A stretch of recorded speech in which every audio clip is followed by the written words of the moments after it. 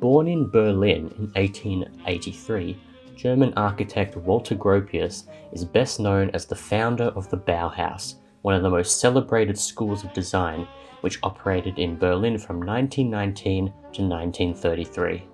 As such, Gropius was one of the leading forces of the Modernist movement. He revolutionized how we think about art and design, and his legacy lives on to this day.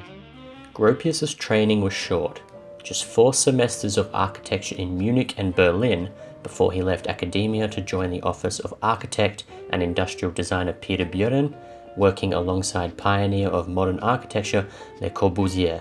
When Gropius took over the Grand Ducal Saxon School of Arts and Crafts in Weimar and transformed it into the Bauhaus, Modernism was revolutionizing the world of design. Modernization took the world from turn-of-the-century architecture, where we filled our houses with everything we owned, generating the need for a huge amount of maintenance, to a minimalist lifestyle where buildings were open plan and we owned as little as possible. Modernism was about using the new materials of the time, so everything was now glass heavy and buildings were designed to let in as much natural light as possible. With all this glass, open plan really meant being able to see into every room from everywhere else in the house. In modernism, everything is functionalist. Form always follows function, and objects in buildings should primarily relate to their intended functions. But the Bauhaus took this one step further and introduced the notion of combining design with art.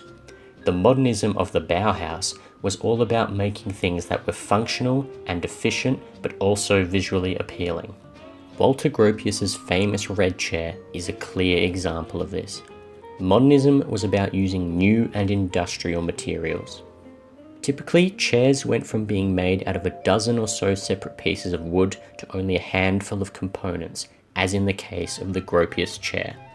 His chair was visually appealing and was highly contemporary at the time, yet it still looked like a chair. Additionally, it was much simpler to construct than a traditional chair. Very much part of the modernist movement rather than the more ornate and embellished pre-modernist period. It was a chair that looked like a chair, and yet it was still very aesthetic. The Bauhaus itself typified everything about modernism. It was a new type of building in every sense. Everything was flat and clean. There was lots of glass and other new materials, such as reinforced concrete, were clearly in evidence, and the design itself was heavily geometric in style. With modernism came a new focus on the relationship between the built environment and the natural environment. Buildings were beginning to be designed with the intention of being as minimally damaging on the environment around the building as possible. The Harvard Graduate Center, designed by Walter Gropius, was very conscious of its environment, as can be seen in the design of the inner courtyards and covered walkways. One of the key principles of modernism was to never look back. Time was always on the march, and similarly, we should always be looking forward, never backwards. This was often reflected in a lot of modernist designs being white, a neutral color with no cultural or historical background. The Bauhaus itself was heavily white and grey, both neutral colors with no significant cultural references. And not only was the heavy use of white used to avoid any cultural connotations, but it was also about moving forward and forgetting the past, particularly the Great War. Modernism was a movement of design for everyone. Modernists were always very conscious of combining design with art, so that no longer was art only for the rich, but instead it was now an accessible commodity within the reach of everyone. Walter Gropius taught the philosophy of modernism at the Bauhaus, but was forced to leave Germany and head to America. His philosophy quickly became popular overseas, and the rest is history.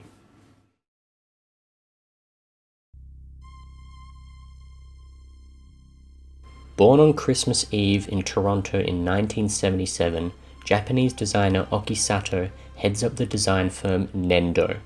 In a sense, Nendo carries on the traditions of Gropius's Bauhaus. Nendo doesn't specialize in architectural, industrial, or communication design, but instead works across all 3 disciplines. This ability to be accepted as a general designer is very much the legacy of the Bauhaus that Gropius created. In 2012, Okisato was the youngest ever winner of Wallpaper Magazine's Designer of the Year award, and in 2015 received the same accolade at Maison et Objet in Paris, the largest interior design trade fair in Europe. He often talks about evoking human emotion through design by referencing nostalgia, humor, and even surprise, and he loves to play with a mixture of artificial and natural light.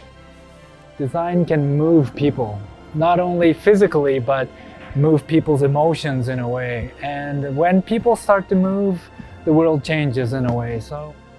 But at its core, Okisato's work is also trying to revolutionize design, again, just as the Bauhaus designers did. This single-sheet bag perfectly captures how Nendo and Okisato are influenced by modernism. The time-honored message here is less is more. He has reinvented the bag, which is traditionally made from a number of materials and parts, into a single part and single material creation in exactly the same way as the Bauhaus designers reduced the number of elements in a chair. The Water Dream, created by Nendo for AXA, is another perfect example of how Okisato is influenced by modernism. With the rise of modernism came a big change in how houses were designed. Open-plan living was very much the mood of the day. This combination of lamp and shower design takes this to the next level. It was about making blurry the boundaries between the shower room and the rest of the house. Okisato says he literally wanted to blur the lines between the shower space and the rest of the living area, so the shower and lamp can be placed anywhere in the house and is no longer confined to the bathroom. Okisato's experimentation with open-plan living is a perfect example of how modernism is still influencing contemporary designers. The vast majority of Nendo's work is white, in keeping with the modernist principle. Reflecting modernism's liking for the neutrality of the color, Okisato talks about how white is for everyone, in that it's not linked to anything. And again, reflecting an underlying tenet of modernism, Okisato repeats the mantra that form follows function, but adds that it should also look good, and if form follows function, then the function should be fun. As he points out, it has fun in the name. When I design a chair, it's not just creating a form, but it's about how people would move with sitting on the chair, or how would it attract people to sit on the chair. And so I noticed that I've been designing the movement surrounding objects. So I thought that was a very natural theme for myself. Okisato doesn't see himself as a designer who is linked to any field. In the spirit of the Bauhaus, he claims to be nothing more than a designer who works with a team to create exciting new designs that challenge and delight at the same time. Without Walter Gropius and his Bauhaus and modernism philosophy, Okisato would most likely just be an architect or just an industrial designer. And without the principles of modernism cemented in the world of design by Gropius, Nendo's work would likely look very different. COVID-19 has brought us a similarly world-changing event, so it is inevitable that there will be large-scale evolutionary changes in design. Will Nendo release the next revolutionary piece of design? Or will this upheaval drive us towards conservatism? Maybe we will change how we design in order to be more economically and environmentally safe. Concern about waste and damage to the planet was not high during the modernist movement, a particularly industrial period. Maybe our next steps will be designing to save the planet, certainly more so than we are doing now. Wherever we go next, someone like Nendo is almost certain to be a frontrunner.